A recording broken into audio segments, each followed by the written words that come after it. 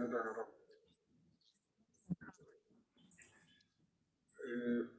Voy a poner lista delante. Ya. Bueno, ahora sí. Si pueden apagar sus micrófonos y en todo caso encender sus cámaras, sería mejor. Manuel.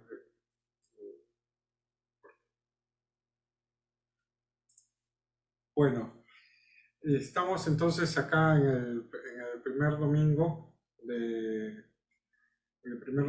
Cuaresma y el evangelio es de Jesús en el desierto, ¿no? Y dice así en Lucas 4 del 1 al 13 que Jesús, lleno del Espíritu Santo, se volvió del Jordán y era conducido por el Espíritu en el desierto durante 40 días, tentado por el diablo. No comió nada en aquellos días y al cabo de ellos sintió hambre. Entonces el diablo dijo: si eres hijo de Dios, di a esta piedra que se convierta en pan. Y Jesús le respondió: está escrito, no solo de pan vive el hombre. Llevándole a una altura, le mostró en un instante todos los reinos de la tierra y le dijo al diablo: te daré todo el poder y la gloria de estos reinos, porque a mí me ha sido entregada, y se la doy a quien quiero. Si pues me adoras, todo será tuyo. Jesús le respondió: está escrito, adorarás al Señor tu Dios y solo a Él le darás culto. Le llevó entonces a Jerusalén y le puso sobre el alero del templo y le dijo: si eres hijo de Dios, tírate de aquí abajo, porque está escrito, a sus ángeles te encomendará para que te guarden, y en sus manos te llevarán para que no tropiece tu pie en piedra alguna. Jesús le respondió: está dicho, no tentarás al Señor tu Dios. Y acabada toda la tentación, el diablo se alejó de él hasta un tiempo oportuno. Palabra de Dios. Bueno, lo primero que llama la atención para la meditación es que dice: el Espíritu empujó a Jesús en el desierto. Entonces, recordemos que Jesús acaba de recibir en el Jordán el bautizo, ¿no? La investidura mesiánica para llevar la buena noticia a los pobres, sanar a los corazones afligidos y predicar el reino, ¿no? Eso está en el momento que se bautiza. Pero hay una cosa que llama la atención, porque él no se apresura a hacer ninguna de estas cosas, ¿no? De llevar la buena noticia a los pobres, sanar a los corazones afligidos, sino al contrario, obedeciendo a un impulso del Espíritu Santo, se retira al desierto donde él va a permanecer 40 días, ¿no? Entonces, en la historia de la cristiandad, digamos, ha habido grupos de hombres y mujeres que han optado justamente por imitar a este Jesús que se retira al desierto, ¿no? Pero sin embargo, la invitación a seguir a Jesús en el desierto no se dirige solo a los monjes o a los eremitas, sino es un llamado universal, ¿no? En forma distinta se dirige a todos nosotros, ¿no? Los monjes y los eremitas han elegido, digamos, un espacio de desierto, que es el desierto, pero nosotros debemos elegir al menos un tiempo de desierto, ¿no? Y en ese sentido, la Cuaresma es la ocasión que la Iglesia ofrece a todos, sin distinción, para vivir un tiempo de desierto, sin tener que abandonar, obviamente, por ello, las actividades cotidianas. Hay una frase de San Agustín que me gusta mucho, que tiene que ver con esta invitación al desierto, ¿no? Dice así: vuelve a entrar en tu corazón. ¿Dónde quieres ir lejos de ti? Vuelve a entrar desde tu vagabundeo que te ha llevado fuera del camino. Vuelve al Señor. Él está listo. Primero entra en tu corazón. Tú que te has hecho ajeno a ti mismo, a fuerza de vagabundear fuera. No te conoces a ti mismo y busca a quien te ha creado. Vuelve al corazón, sepárate del cuerpo, entra en el corazón, examina allí lo que quizás percibes de Dios, porque allí se encuentra la imagen de Dios, en la interioridad del hombre habita Cristo, dice. Es interesante esta frase porque la cantidad de veces que repite la palabra vuelve son como 5, y la cantidad de veces que está escrito la palabra corazón son como 4, y son básicamente 6 líneas lo que acabo de leer, ¿no? Entonces, ese es el llamado un poco que nos hace la Iglesia en este tiempo de Cuaresma a entrar en un tiempo del desierto. Es justamente volver a entrar en el propio corazón. Pero, ¿qué es y qué representa el corazón, ¿no? Fuera del ámbito de lo que es la fisiología humana, ¿no? Donde no es más que un órgano del cuerpo, por vital que sea.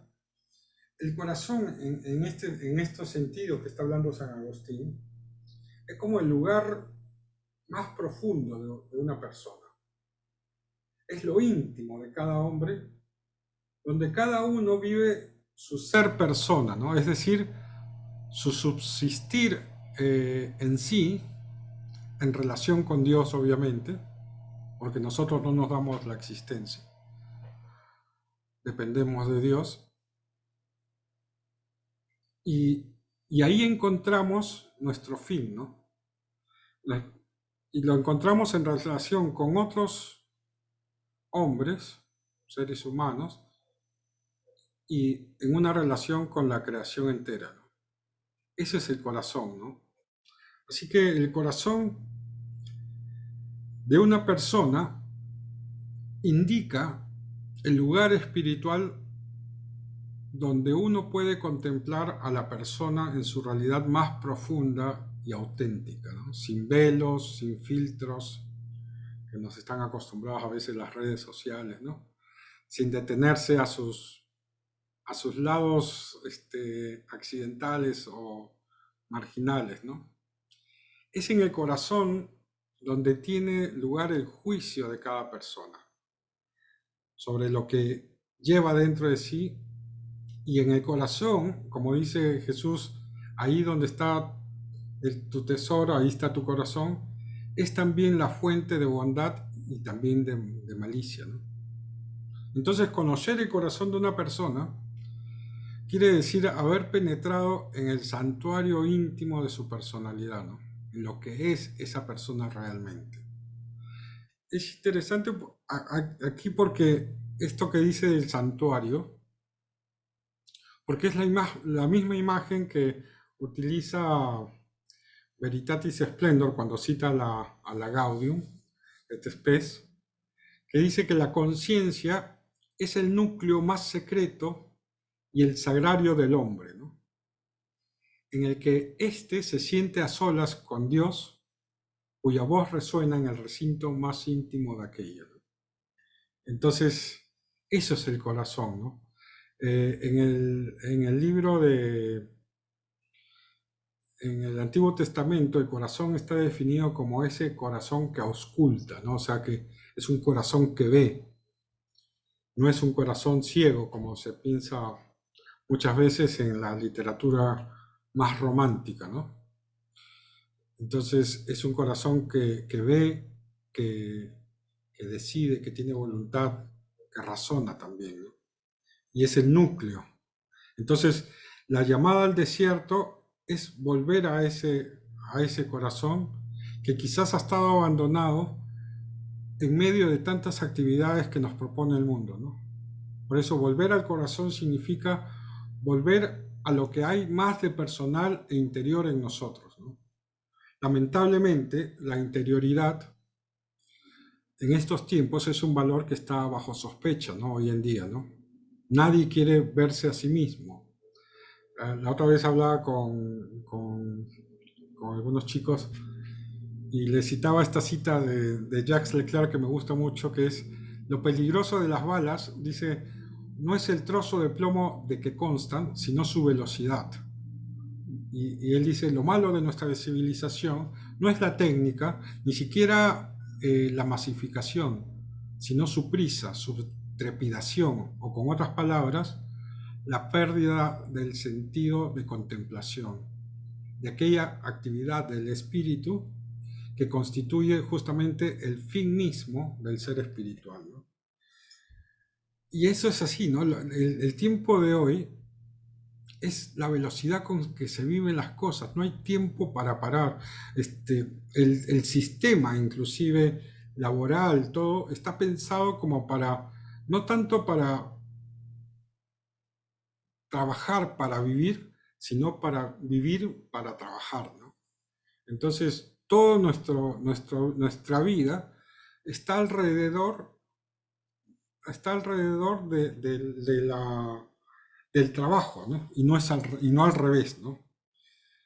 Entonces, cuando nos damos cuenta, y cuando llegamos a estos tiempos de Cuaresma, nos damos cuenta que estamos, esta es una imagen media extraña, ¿no? Como que estamos encerrados fuera de casa. Mejor dicho, estamos fuera de nuestra casa, incapaces de volver a entrar, ¿no? Presos de la exterioridad. ¿Y cuánto de nosotros quizás podríamos decir esta amarga constatación que hace a San Agustín antes de su conversión, cuando dice: tarde te amé, belleza tan antigua y tan nueva, tarde te amé? Sí, sí, dice San Agustín, porque tú estabas dentro de mí y yo fuera. Allí te buscaba. Miren la imagen que utiliza: deforme, desfigurado, ¿no? Irreconocible como lo que soy, deforme, me arrojaba sobre las bellas formas de tus criaturas, pero tú estabas conmigo y yo no estaba contigo. Me tenían lejos de ti tus criaturas, y miren lo que dice después, ¿no? Tus criaturas que serían inexistentes si no existieran en ti, ¿no? Entonces, si nuestra vida es solo exterioridad, estamos expuestos al peligro casi inevitable de la hipocresía, ¿no? Es como decía Sartre. Sartre decía, la mirada del otro me configura. ¿Qué significa esto, no? Si vivimos para los demás, todas nuestras acciones pierden autenticidad y la recompensa que trae el vivir una vida auténtica, ¿no? Si estamos viviendo siempre hacia el exterior, el parecer parece tomar ventaja sobre el ser, ¿no? Es vacío, es inauténtico, ¿no? Esa vida. Entonces, la interioridad es la vía para una vida auténtica. En un discurso que Pablo VI decía a los superiores de una orden religiosa contemplativa, pero que es tranquilamente aplicable a nosotros los laicos, decía: hoy estamos en un mundo que parece enfrascado en una fiebre que infiltra incluso en el santuario y en la soledad. Ruido y estridencia han invadido casi cada cosa.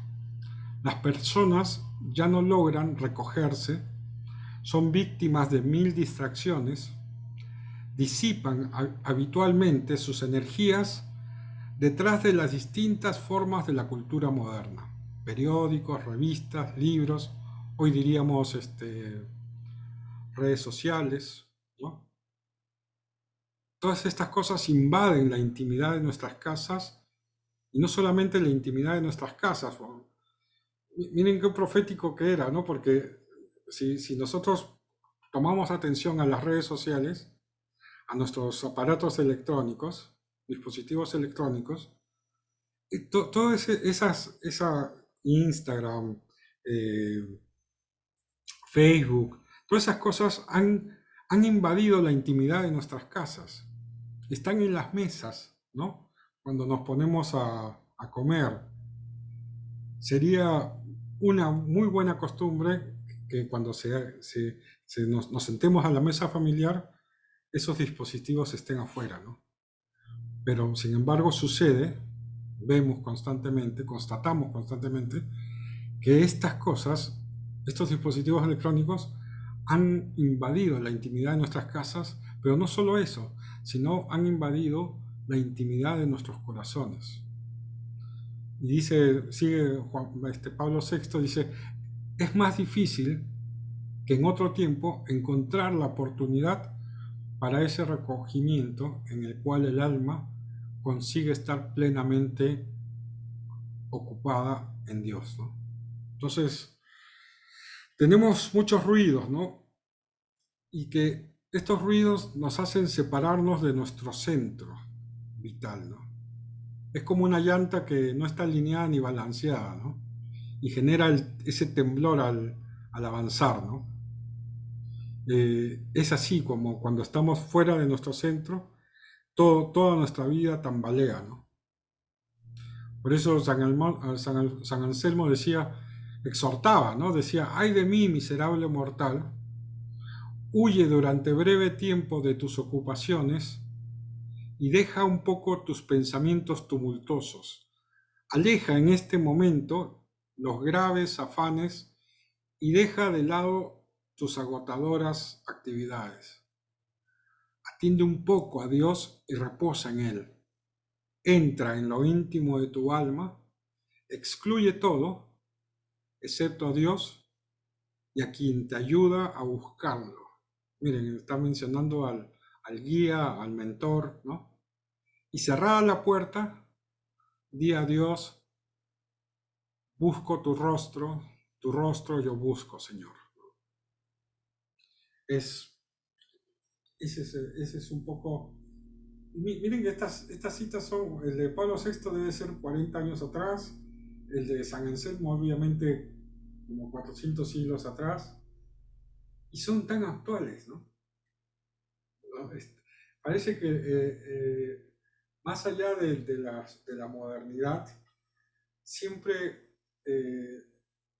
las distracciones del mundo han sido factores importantes que han agravado nuestra intimidad con Dios, ¿no? Si no teníamos internet en esos siglos, había algo que siempre nos distraía, ¿no? Entonces, y miren lo que dice ahí, ¿no? Atiende un poco a Dios y reposa en Él. Entra en lo íntimo de tu alma y excluye todo excepto a Dios, ¿no? Porque si nos focalizamos en Dios, todas las otras cosas, todas las otras personas, todas las diversas actividades adquieren su verdadero valor y sentido, ¿no? Es como cuando estudias artes marciales, ¿no? Y siempre te dicen, nunca pierdas de vista la mirada de tu oponente, ¿no? Porque si te pones a ver cómo está moviendo las manos, cómo está moviendo los pies, todo eso, vas a perder, ¿no? Acá también, ¿no? Dios no es obviamente nuestro oponente, pero si fijamos la mirada en Dios, todo lo demás funciona a la perfección, ¿no?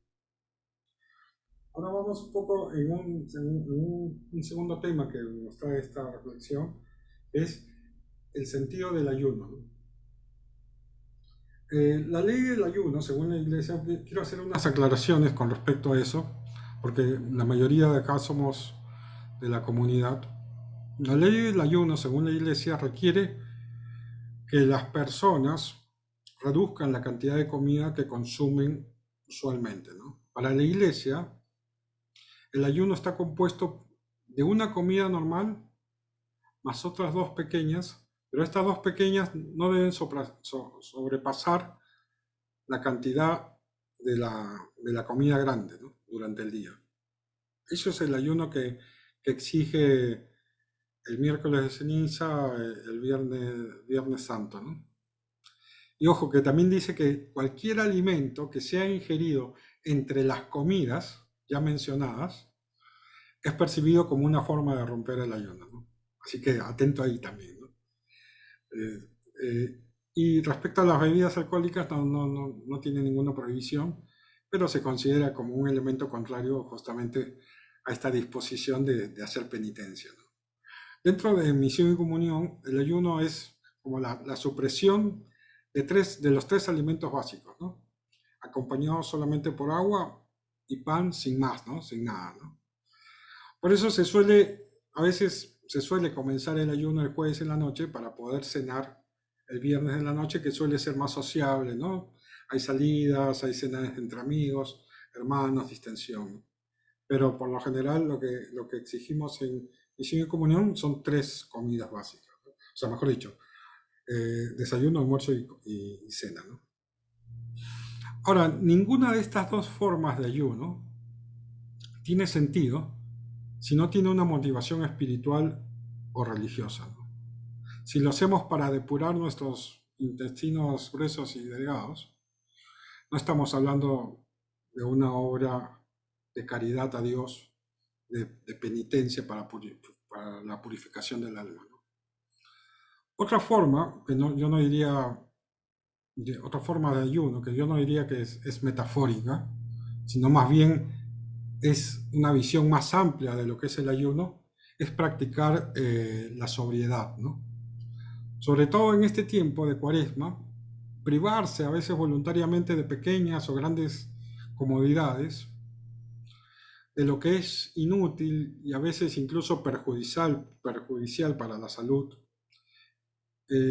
Este ayuno es hacer gastos inútiles, hacer gastos superfluos que tengan que ver solamente con darnos gustitos.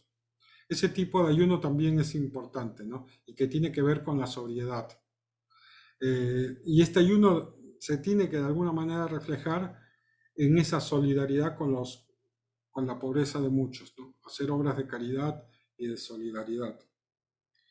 Eh, y ese tipo de volver a la sobriedad, a la simpleza, a la austeridad, es una respuesta a esta mentalidad consumista del mundo, ¿no? En un mundo que se ha hecho de la comodidad superflua e inútil uno de los fines de su propia actividad, renunciar a lo superfluo, saber prescindir de algo, abstenerse de recurrir siempre, no sé, a la solución más cómoda, de elegir lo más fácil, o tener como el objeto de mayor lujo, vivir en definitiva en sobriedad, es más eficaz que imponerse a veces penitencias artificiales. Además es justicia hacia los más necesitados de este mundo, ¿no? La sobriedad también tiene un valor en ese sentido ecológico, si se quiere, como respecto a la creación también. Otra forma de ayuno, y quizás más necesario que el ayuno de alimentos, es también el ayuno de las imágenes, ¿no? Vivimos en una sociedad, en una civilización de la imagen, nos hemos convertido en devoradores de imagen mediante las redes sociales, la televisión, la prensa, la publicidad. Dejamos entrar en abundancia imágenes dentro de nosotros, ¿no? Muchas de ellas inclusive son insanas, propagan la violencia, la maldad, lujuria, y no hacen más que incitar los peores instintos que llevamos dentro, ¿no? Pero quizás lo peor es que dan una idea falsa e irreal de la vida, ¿no? Con todas las consecuencias que se derivan a ello, ¿no? Y sobre todo para los jóvenes, ¿no? Entonces, un buen ayuno también es un ayuno de imágenes, de suspender, de apagar, de consumir menos las redes sociales, que a veces nos tienen preso en nuestras vidas, ¿no? Porque esas imágenes que son impulsos, en un momento dado invitan a la imitación, ¿no? Y condicionan terriblemente nuestra libertad, ¿no? Feuerbach decía que el hombre es lo que come, ¿no? Hoy quizás podríamos decir el hombre es lo que mira, ¿no? Por la cantidad de imágenes que estamos acostumbrados, ¿no? Otro de ayunos alternativos que podemos hacer durante la cuaresma es el de las malas palabras, que no solamente es eh, palabrotas, ¿no? Lisuras, sino que es las cosas que no, las palabras que no construyen, ¿no? Pues San Pablo recomienda ninguna palabra mala salga de vuestra boca, sino más bien palabras buenas que puedan servir para la necesaria edificación y provecho de los que escuchan. Hay que preguntarse siempre, ¿no? Cuando hablamos, ¿es constructivo o ayuda al otro lo que estoy diciendo? Y en esto hay que hilar fino, ¿no? Una persona que siempre está criticando, corrigiendo lo que el otro hace, tu esposo, por ejemplo, tu hijo, tu amigo, uno tendría que preguntarse, ¿para qué lo hago? ¿No? Vieron que San Pablo cuando dice, eh, eh, esposos respeten a sus esposas, esposas respeten a sus maridos, y cuando habla del hijo dice, no, como es, como que no presionen tanto a los hijos que en un momento dado se puedan llegar a cansar, ¿no? Y esto es un poco así, ¿no? A veces cuando estamos con esa mirada siempre crítica hacia nuestro hijo o hacia las personas con que convivimos, esa convivencia se hace como intolerable, ¿no? Y, y uno debería preguntarse, ¿para qué lo hago, no? ¿Por qué estoy constantemente criticando a esa otra persona, no? Así que es casi como una cosa compulsiva, ¿no? Que no puedo controlar. Bueno, en esta cuaresma, contrólate, ¿no? Por eso, y en ese sentido también palabras malas son también las palabras cortantes, negativas, que ponen de más... Miren, las palabras a veces cortantes, negativas, ponen de manifiesto sistemáticamente el lado débil del hermano. O sea, lo exponemos al otro, ante los demás, su lado débil, ¿no? Ponle que yo dijera, no, pero si tú eres un perezoso que nunca te levantas temprano, frente a otros, ¿no? Lo expones a esa otra persona y lo dejas sin protección, ¿no? Y esas palabras siembran discordia, sospechas y heridas, obviamente, ¿no? En la vida de una familia o de una comunidad, estas palabras tienen el poder de cerrar a cada uno en sí mismo, de congelar, creando amargura y resentimiento, ¿no? Literalmente mortifican, ¿no? La palabra mortificar significa producir muerte, ¿no? El apóstol Santiago decía que la lengua está llena de veneno mortal, ¿no? Con ella podemos bendecir a Dios o maldecirlo, ¿no? Resucitar a un hermano o matarlo, ¿no? Una palabra puede hacer peor mal que un puñetazo, ¿no? Y otro sentido de ayuno de palabras es no hablar de cosas que no construyan, ¿no? Entrar en temas insultos hasta degradantes, las típicas bromas lujuriosas entre varones, incentivar todas esas cosas en este tiempo, y en toda la vida deberíamos suprimirlas, ¿no? Hay un podcast que ha hecho de esto justamente un entretenimiento y negocio que se llama Hablando Huevadas, ¿no? Y literalmente es eso, ¿no? Y tiene muchísimos seguidores, sobre todo jóvenes o gente más o menos de 30 años, ¿no? Yo creo que de tanto consumir esto, uno termina hablando igual, ¿no? Porque es lo que lo divierte, es lo que lo hace. Pero este tipo de cosas todo cristiano debería ir suprimiendo poco a poco, ¿no? Eh, pero no hay que olvidar lo que dice Jesús en el Evangelio, ¿no? Porque en todas estas cosas que estamos hablando de la palabra, En el Evangelio de Mateo, Mateo 12 dice, pero yo te digo que cada palabra inútil los hombres darán cuenta en el día del juicio. Es durísimo. Es para asustarse, ¿no? A veces nosotros bromeamos con Ronald cuando hacemos bromas un poco más pesadas así. Terminamos diciendo cuántos años nos tirará esto en el purgatorio, ¿no? Por haber dicho esto. Y es verdad, ¿no? A veces sentimos que esto es una cosa inocente, es una cosa divertida, pero muchas de esas palabras van a cargar en el momento que vayamos a ser juzgados, ¿no? Y nos van a tirar unos cuantos años en el purgatorio por hacer eso, ¿no? Por eso San Pablo recomendaba a su discípulo amado Timoteo, evita las charlas profanas, porque las que las hacen avanzan cada vez más en la impiedad, ¿no? O sea, lo que nosotros vamos hablando se va convirtiendo finalmente en nuestra forma de ser, ¿no? Y esto es una recomendación que el Papa Francisco nos ha repetido más de una vez, ¿no? Cuando habla sobre todo en la vida comunitaria, todo eso, ¿no? Y para terminar, ya no quiero extenderme más sobre las tentaciones, ¿no? El tercer elemento del relato recogido ahora, sobre lo que queremos reflexionar, es la lucha de Jesús contra el demonio, ¿no? Las tentaciones.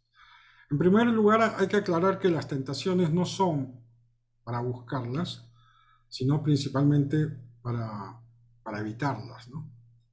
Hay una cuenta en Instagram sobre defensa personal que se llama Guerreros Kira, que siempre es de una chica a la que siempre por lo general enseña cómo zafar de algunas situaciones en donde te están agarrando desde atrás, te enseña llaves para librarte de eso, ¿no?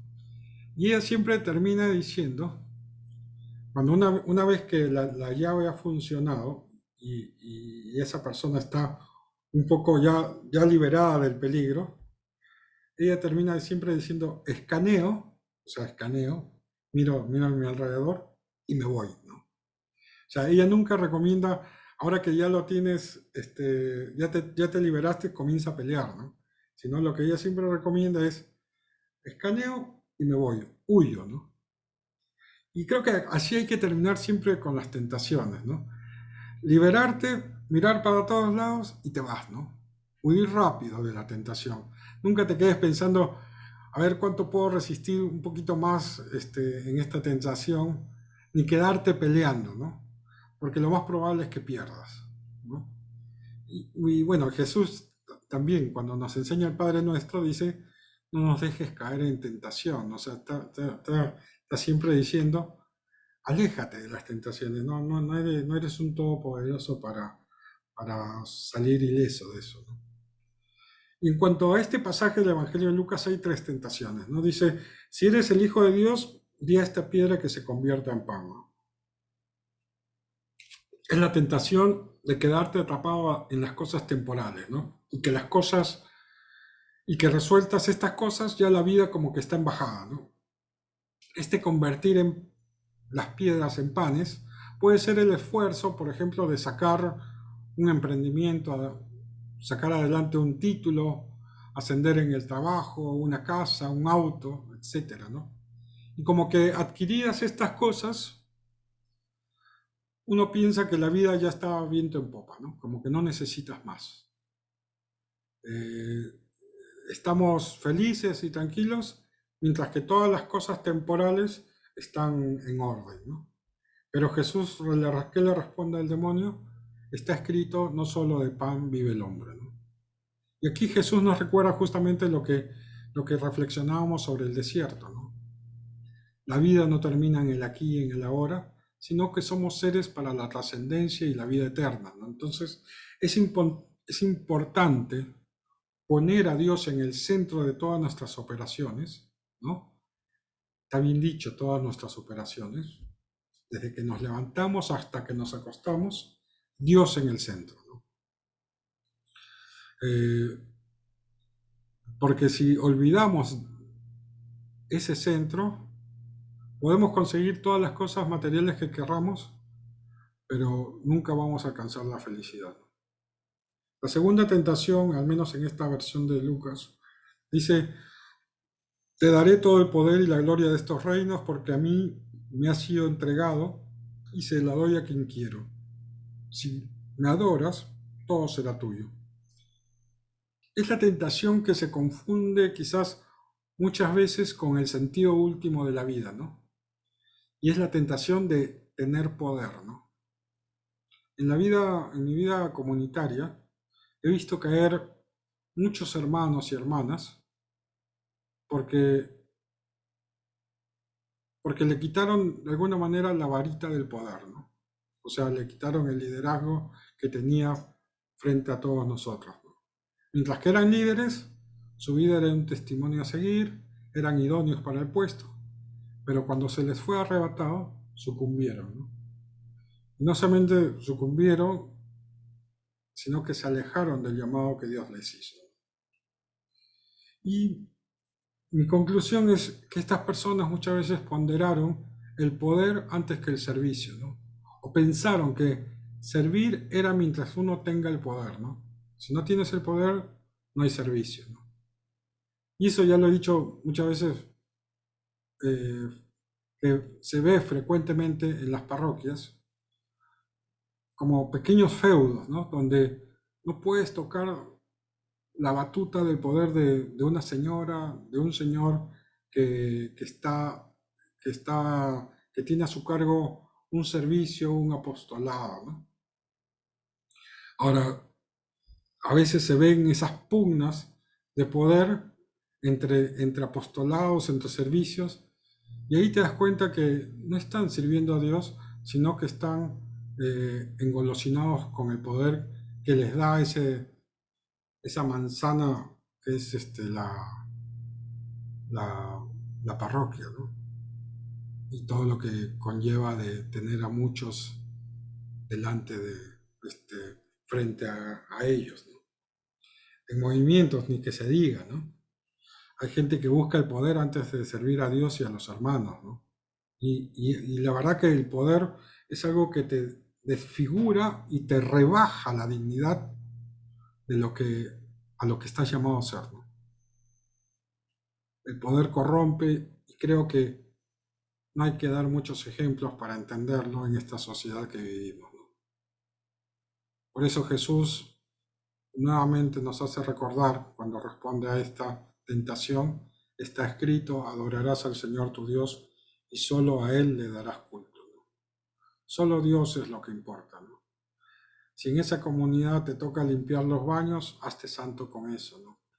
Por eso yo recomiendo mucho la lectura de la familia que alcanzó Cristo, porque es la historia de todos los hermanos de San Bernardo, pero todos los hermanos de él y de su papá y de su mamá, ¿no? Y, y hay uno que es el menor, que toda la vida se quedó como portero del monasterio, ¿no?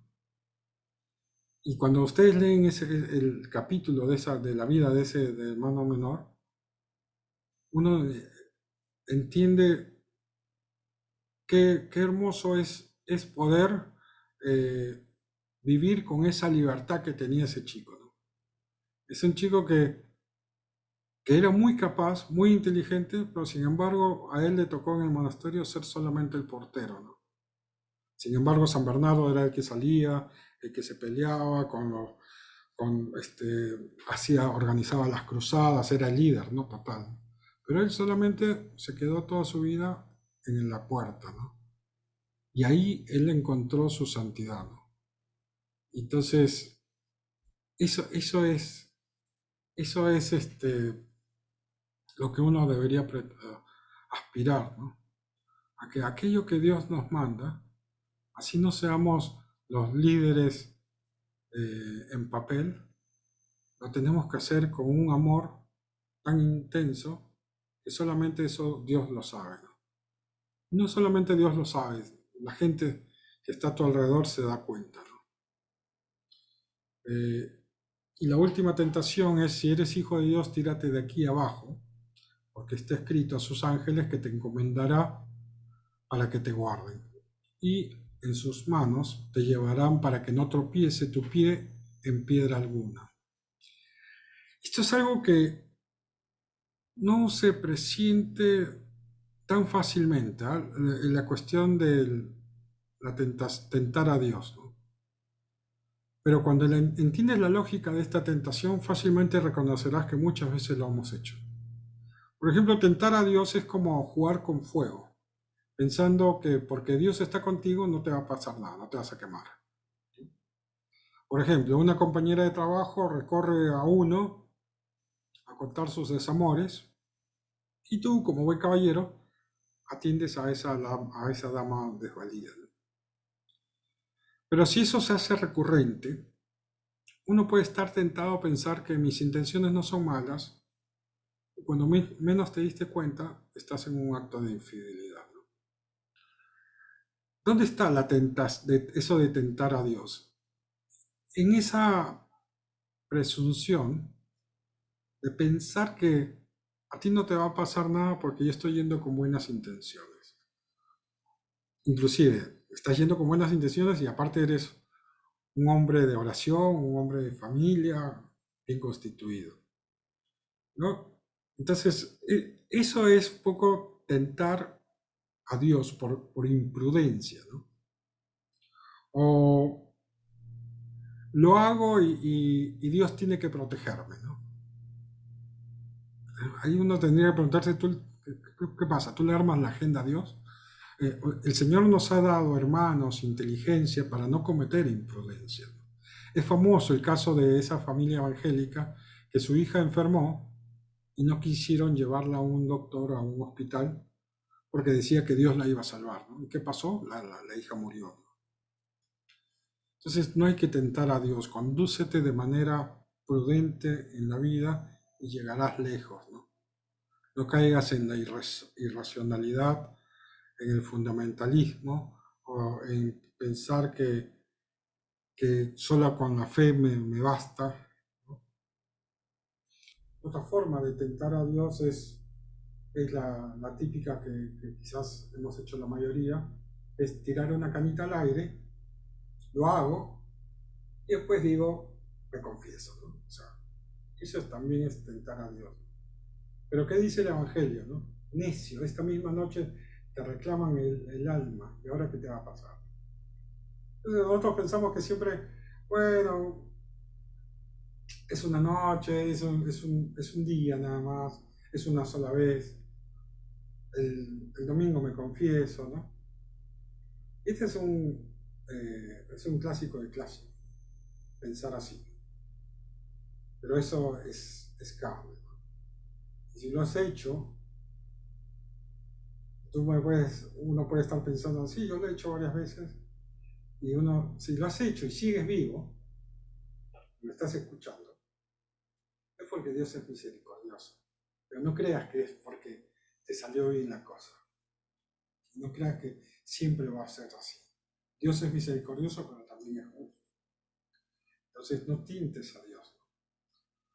Otra forma de tentar a Dios es producto de mi resentimiento con Él. Peco y me hundo cada vez más para desafiar a Dios que me rescate. Porque en la vida cotidiana yo no siento que Dios me atienda, entonces hago cosas malas para captar la atención de Dios. Es como el hijo que siente la ausencia de los padres, ¿no? Se porta mal para llamar la atención. Y esto uno dice, pues esto está muy retorcido, ¿no? Pero yo lo he visto muchas veces, ¿eh? No es que sea poco común. Muchas veces la gente peca por llamar la atención de ese Dios que le resulta ausente. Y Jesús respondió justamente, está dicho, no tentarás al Señor tu Dios.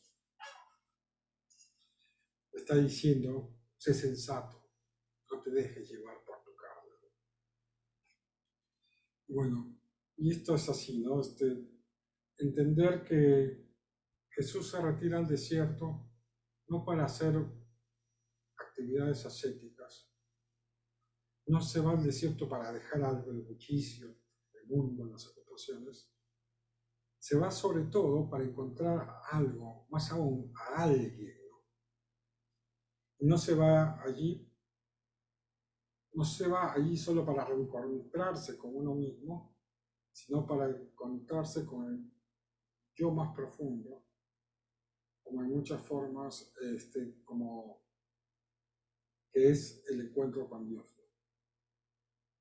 Así que el creyente que va al desierto desciende a su corazón para reanudar su contacto con Dios. Ese es el sentido del desierto. Porque sabe que en el hombre interior habita la verdad. Es el secreto de la felicidad y la paz en esta vida. ¿Qué más desea un enamorado que estar a solas en intimidad con la persona amada? Dios está enamorado de nosotros y desea que nosotros nos enamoramos de Él. Dios nos está diciendo en esta cuaresma, como decía Oseas, lo llevaré al desierto y hablaré de su corazón. Entonces, Jesús nos espera en el desierto, no lo dejemos solo en todo este tiempo. Así que bueno, con esto he terminado, no sé si desean hacer alguna acotación, algún comentario, estoy abierto a escucharles.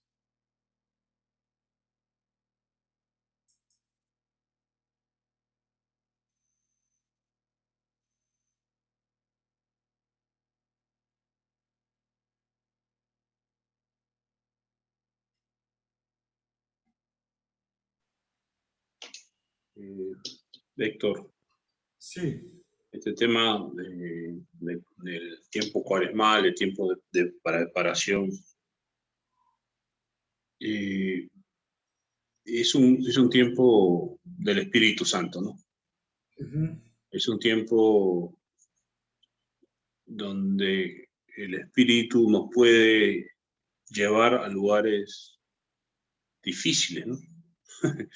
Porque Jesús fue llevado a lugares difíciles, complicados. ¿Cómo reconocer, ¿no? ese espíritu, ¿no? Esa señal de Dios en este tiempo? Creo que uno tiene que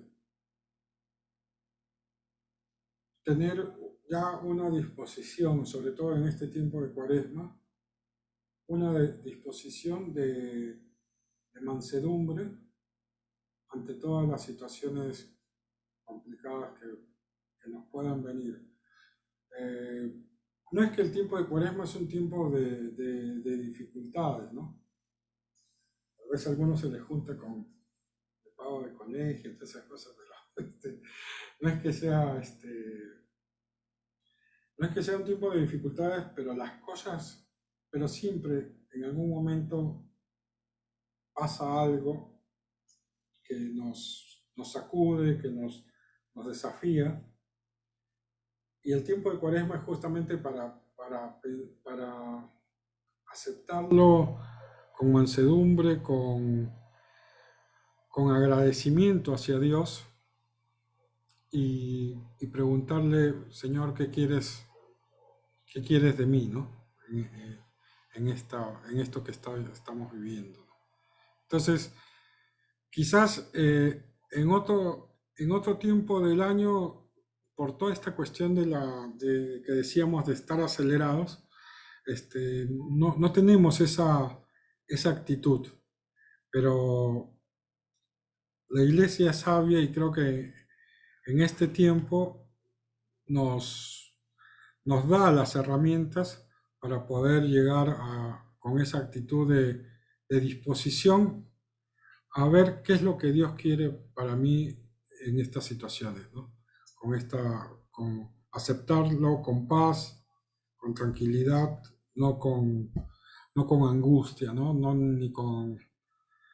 Ni de forma tan carnal, ¿no? Sino que más bien trabajarlo, preguntarle, toda ocasión adversa, es una ocasión en este tiempo de Cuaresma, sobre todo, de encontrarse con Dios, ¿no? Y Dios creo que se manifiesta fuertemente en esa adversidad, ¿no? Si vamos con esa actitud.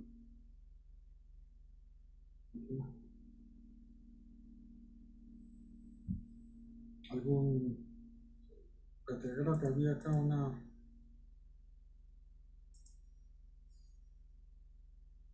No los exasperen, dicen. Sí.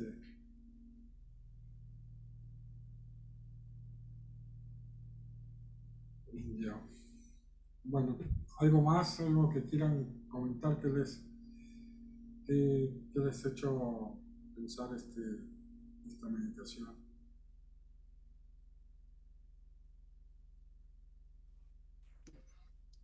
Héctor, Sí, por acá. ¿cómo estás? Eh, sí, no, me decías meditar en varias cosas, ¿no? El hecho de tener esta disposición, a pesar de lo que vamos viviendo cada día, ¿no? O sea, cada día el mundo, o sea, hay cosas que se hacen, ¿no? Y se hacen con cierta velocidad y uno se acostumbra a eso. Yo me había hecho varios propósitos para estos días y, y no termino de hacerlas, o sea, van ahí, ¿no? Pero pensaba en lo que decías respecto o sea, lo que me deja más huella y creo que me va a ayudar más en estos días es lo que dices que no importa nada más. O sea, no importa que es, no importan más cosas, ¿no? O sea, si dejamos de hacerlo, si dejamos de encontrarnos, o sea, hemos perdido todo en realidad, ¿no? Ujú. Me quedo con esa idea, porque entonces, si tengo eso en mi corazón, si eso ha entrado realmente en mi corazón, los días que todavía tengo por delante de Cuaresma, y los puedo vivir distintos, puedo salir más veces vencedor, ¿no? Ujú. No vencedor porque haya hecho bien todo, sino porque he podido vivir el desierto de manera más honesta, más real, ¿no? Claro. Sí, sí, este es creo que el tiempo para, yendo a la metáfora del auto, de afinar los motores, de dejar todo bien para el resto del año, ¿no? Si hacemos una buena cuaresma, el resto del año es de bajada, ¿no? Pero hay que calibrar toda nuestra vida, poner a Dios en el centro. Esas cosas son importantísimas en este tiempo, ¿no? Sobre todo porque es un tiempo en donde nos llama a la austeridad, ¿no? Entonces podemos hacer muchos ayunos de imágenes, como decíamos. Por ejemplo, este tiempo no ver las redes sociales, ¿no? Cuando uno se propone una cosa como esa, al final, después de 40 días, uno se va a dar cuenta que algo ha cambiado, obviamente, por ese ayuno, ¿no? Ahora, uno no tiene que hacerlo solamente porque quiero hacerlo, quiero hacer como un challenge, ¿no? De llegar a cumplir eso, sino que todo sacrificio, todo ayuno, toda abstinencia tiene que ser para incrementar nuestro amor a Dios y a los hermanos, ¿no? Si no, no es como un esfuerzo muy estoico, ¿no? Todo esfuerzo creo que tiene su sentido en el amor, ¿no? Todo dolor, todo sufrimiento, la pérdida de un ser querido, todo eso solamente tiene sentido en el ámbito del amor, ¿no? Fuera del amor, todas esas cosas que a veces nos llegan como circunstancias que se nos pueda morir un familiar cercano o que podamos estar ajustando, sacrificándonos para llegar a algo, todo eso, todas esas cosas que son arduas solamente adquieren sentido verdadero, pleno en el ámbito del amor. Fuera del amor, todas esas cosas arduas no son esfuerzos, pueden ser meritorios, pero no es la plenitud, ¿no? Sí. Marta, tú que siempre estás preguntando. Está tan claro que no tengo preguntas, porque está súper claro. Ah, bueno. Sí, la verdad, bueno, buenas noches. Agradecerte por la charla. No me había puesto, te escuchaba y no me había puesto a pensar de que algunas cosas que hacemos nos podían llevar, cuando dijiste cuánto tiempo esto nos llevará a recuperar el purgatorio, ya me hiciste pensar muchas cosas, ¿no? No me había puesto a pensar en eso, ¿no? Y me llama la atención, más allá de poder estar atento en este tiempo a las entregas o a los propósitos, el hecho de hacer una evaluación capaz porque, o sea, yo por ejemplo trato de estar atenta, capaz a entrega, bueno, voy a llenar de esto o algo así, a veces cumplo, a veces no, pero siempre he estado tratando de estar atenta en este tiempo, pero no me puse a pensar el hecho de que si era importante hacerme una evaluación de, de este tiempo, por ejemplo, pasado, para poder llevar mejor la cuaresma. ¿Tú crees que sea necesario, o sea, más allá de los propósitos, hacer una evaluación bastante intensa o por ejemplo, apartarse capaz para poderte evaluar en qué estás fallando más profundamente, en qué te falta amar o algo así, para que en base a eso poderme proyectar a hacer cosas en este tiempo? Sí, siempre es importante el examen de conciencia. Eh, San Ignacio recomendaba siempre hacer el examen de conciencia a mitad del día, a mediodía, o sea, después del almuerzo, para que si algunas cosas ya fallaste en la mañana, las puedas rectificar en la tarde, ¿no? Y ese examen de conciencia es importante. Eso, al margen de que estés en cuaresma o no, eso siempre es importante. Evaluarte en un momento del día. Más allá de la oración de la noche que tenemos, que está tomado de las completas y es una evaluación también, ¿no? Pero aparte de la oración de la noche, creo que a mitad del día se puede hacer eso. Y otra cosa que entiendo que tú hablas de a lo mejor apartarte un par de días para poder planificar más plenamente tu cuaresma, eso sería loable, ¿no? Si tienes la posibilidad, aquí en Lima está Lurín, como el monasterio de las cistercienses, en donde puedes pedir alojamiento por 50 soles, me parece que es, o 70 por día, te dan todo, desayuno, almuerzo y comida, y una habitación particular, con baño propio, todo está muy bueno, o sea, y puedes participar de las oraciones. Si uno se va en estos días a hacer ese tipo de evaluación, de ejercicio, es muy recomendable. Pero también eh,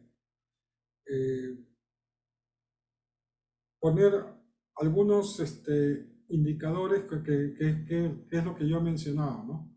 Ayuno de palabra, ayuno de... Entonces, si vas a evalúate bajo esos criterios, ¿no? ¿Cómo he estado con mis palabras? ¿Han edificado? ¿O no me contuve y le hice una crítica a mi compañera de trabajo? No me, lo que le dije a lo mejor no sirvió de mucho, podría haberle dicho algo mejor. O sea, evalúate en cómo estoy con la cuestión de las miradas. O sea, si vas a añadir una evaluación aparte de lo de la oración de la noche, añade estos indicadores de ayunos que hemos mencionado. Que eso te va a llevar a estar de manera rectificar siempre tu camino durante la cuaresma, ¿no? Entonces, cuando pasen los 40 días, tú dices, he mejorado mucho en mi forma en mis palabras, en mi necesidad de ver imágenes, cosas de ese estilo, ¿no? Pero sí, eso, añádele esos criterios, esos indicadores para evaluarte, al margen de lo que es la oración de la noche, ¿no? Sí. Bueno, ¿Algún comentario Tico. más? Sí. Hola, Tico, soy Ah, Pilar. sí, sí, Pilar, ¿cómo estás? Bueno, de verdad que contentísima con toda tu exposición. Me ha quedado clara muchas cosas. Sí, desde el inicio, el volver al corazón de uno y ahí examinarse, ¿no? El volver a Claro.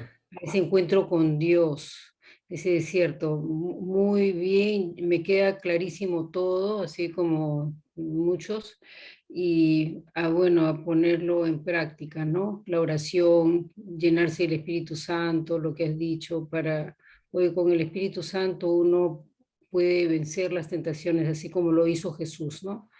Bueno, te agradezco inmensamente, Tico, muy bien, me quedo contentísima con tu exposición. Gracias, Tico, gracias. Gracias, Pilar. Bueno, muchas gracias. Entonces, creo que estamos terminando. Saber que vamos a estar todos los martes hasta el martes santo, inclusive. O sea, vamos a estar toda la cuaresma y el martes santo va a ser la última charla. La próxima semana está con nosotros el Padre Víctor. Él es el que va a dar la meditación. Así que los esperamos y si les ha parecido bueno todo este momento, compártanlo con otros amigos. Esto es abierto, no es solamente exclusivo para la comunidad, sino es abierto para todos los que ustedes crean que un mensaje o una meditación así pueda ser importante para ellos, ¿no? Así que es una forma también de poder de llevar estas meditaciones a otros que... Ujú. Así que los esperamos el día martes a la misma hora. Muchas gracias. Yuri, ¿algunas? Gracias. Gracias, El mismo link, ¿no? ¿Cómo? gracias, El gracias. mismo link. El mismo día, sí. Bueno, gracias. En nombre del Padre, del Hijo, Gracias, Gracias, Héctor. en oración, en nombre del Padre, gracias, del Héctor. Hijo, en nombre del Padre, el Hijo, del Espíritu Santo. Amén. Te damos gracias, Señor, por permitirnos tener un corazón que puede recibir tu mensaje. Para comenzar, eso es una gracia.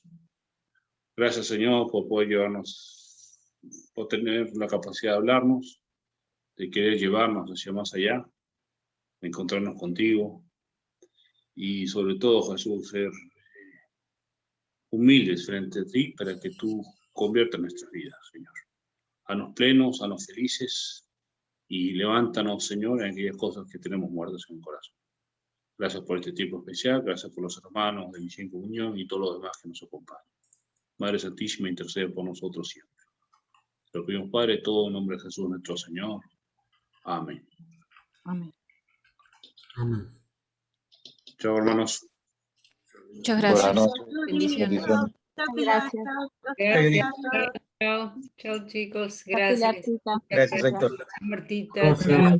Pilarcita. Gracias, Héctor. Muchas gracias. Siempre es bueno iniciar con ustedes la cuaresma. Gracias. Buenísimo.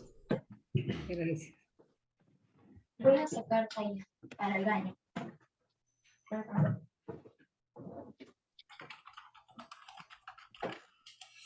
Ya está. Gracias, Mac. Nos estamos viendo. Nos vemos. Chao, chao.